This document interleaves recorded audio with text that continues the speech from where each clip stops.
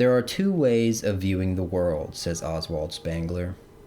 The first sees existence as fate-laden. Every action is imbued with meaning. It's a world filled with enchantment. The second view, however, dissects and rationalizes away this enchantment, reducing everything to simple cause and effect.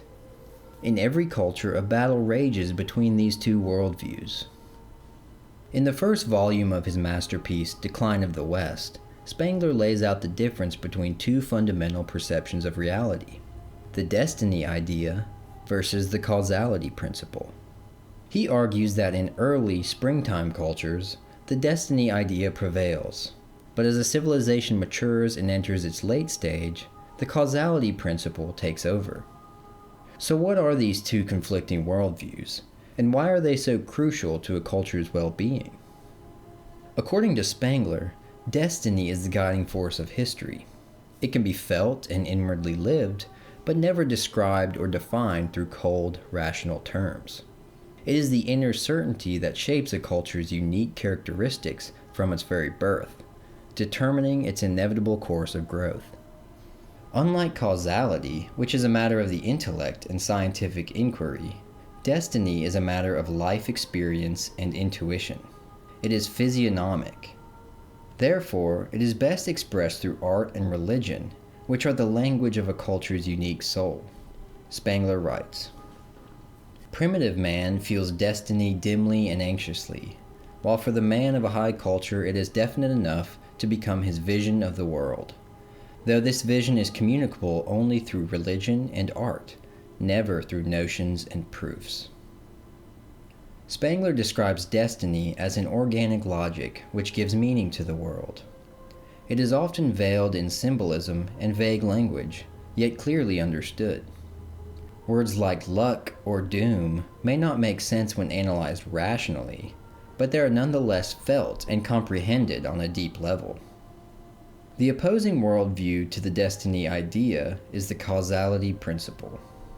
Causality is concerned with the law-bound, describable, and rational.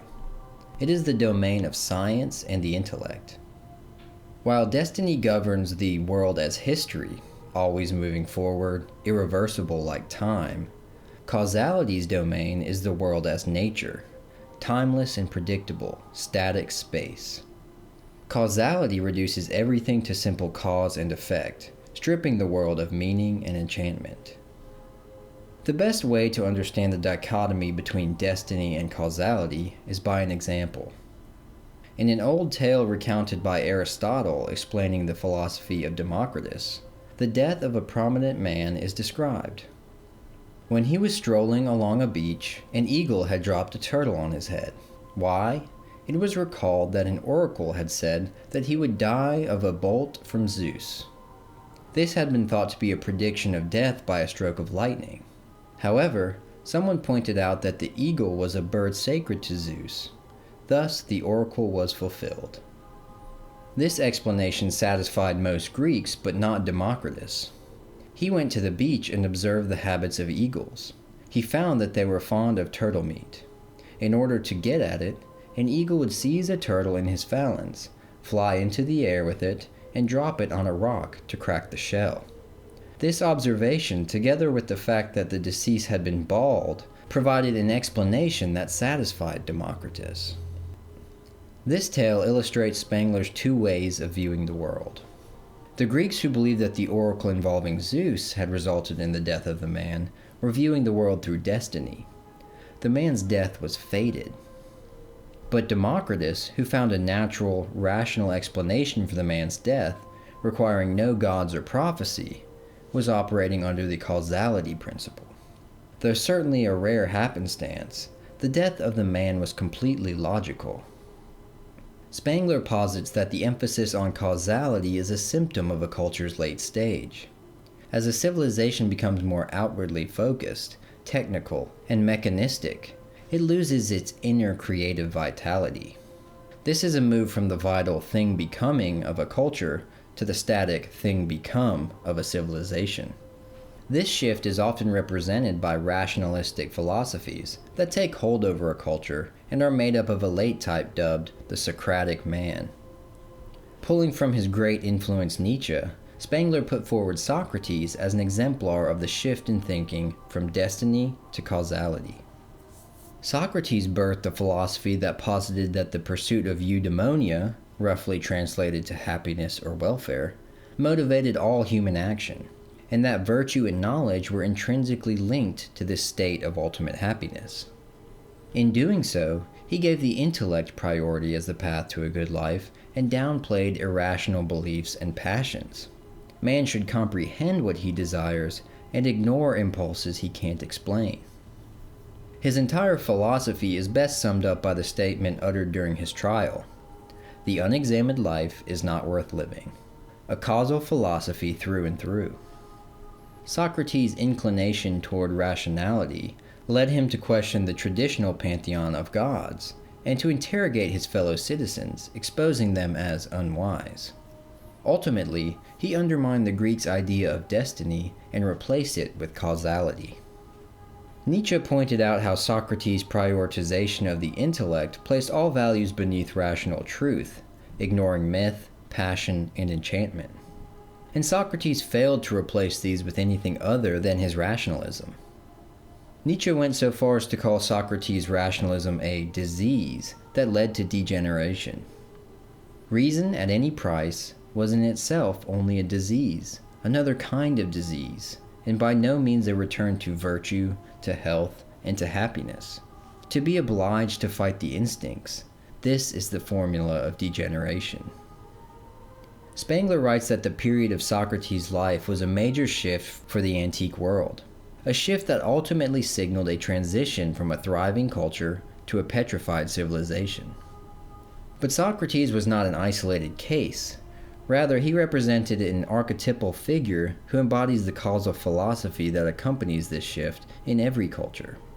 Spengler writes, "Every late philosophy contains this critical protest against the uncritical intuitiveness of the spring. In the Western culture, Immanuel Kant and other key Enlightenment figures embodied causality and thus this shift from culture to civilization. The emphasis on rationalism and the scientific method overtook the Gothic religion of earlier periods." Interestingly, Spengler believed the causal worldview is not only a rebellion against earlier culture forms, but against life itself.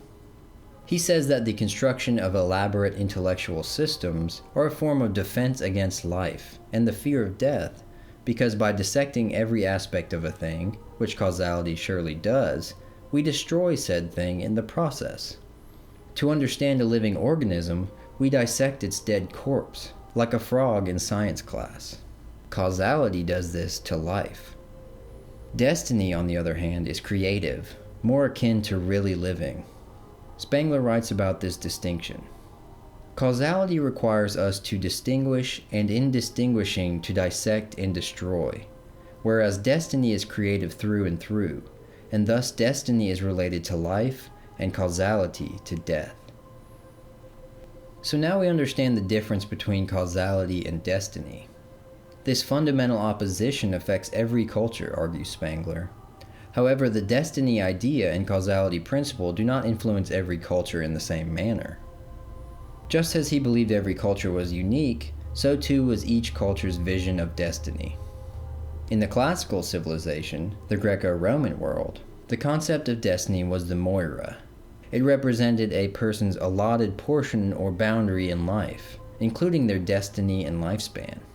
This was enforced by three goddesses, often referred to as the Fates, who controlled the metaphorical thread of a mortal's existence.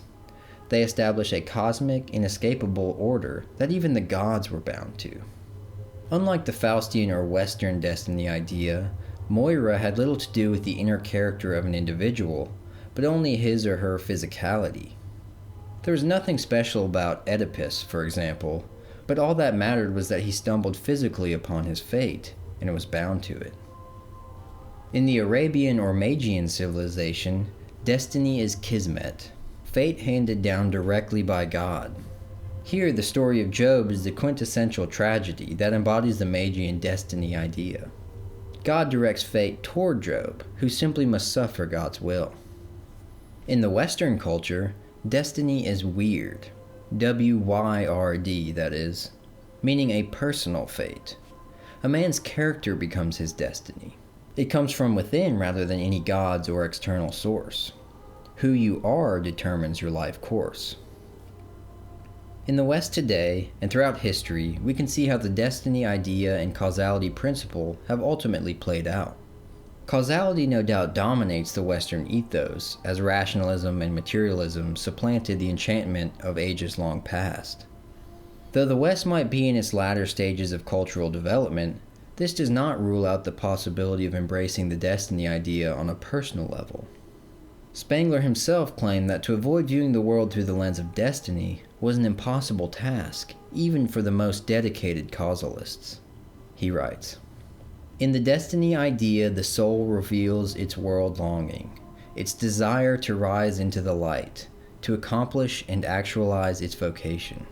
To no man is it entirely alien, and not before one has become the unanchored late man of the megalopolis is original vision quite overpowered by matter-of-fact feeling and mechanizing thought. Even then, in some intense hour, the lost vision comes back to one with terrible clearness, shattering in a moment all the causality of the world's surface."